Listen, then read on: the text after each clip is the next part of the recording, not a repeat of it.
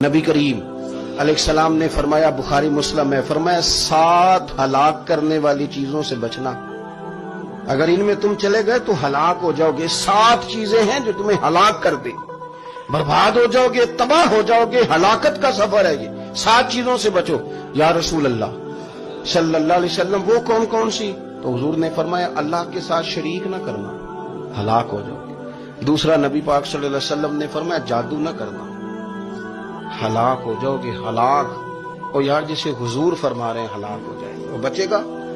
نبی پاک صلی اللہ علیہ وسلم نے تیسرے نمبر پر فرمایا جس شخص کے قتل کرنے کو اللہ نے حرام قرار دیا ہے اسے قتل نہ کرنا، ہلاک ہو جاؤ۔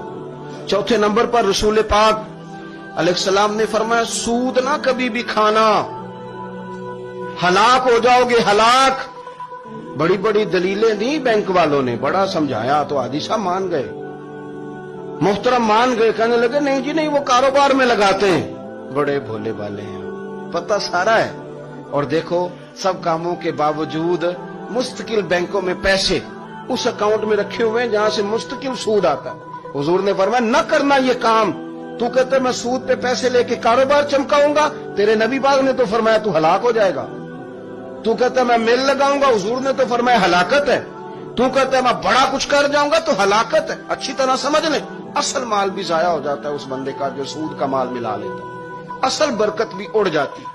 اور میرے نبی پاک صلی اللہ علیہ وسلم نے 5ویں نمبر پہ فرمایا یتیم کا مال نہ کھانا، ہلاک ہو جاؤ گے، نہ کھانا ان کا مال، یہ کروڑوں ہو، اربوں ہو یا 10 روپے ہو، یتیم کا پیسہ نہ کھا جانا، ہلاک ہو جاؤ گے، ہلاکت تمہیں آ لے گی۔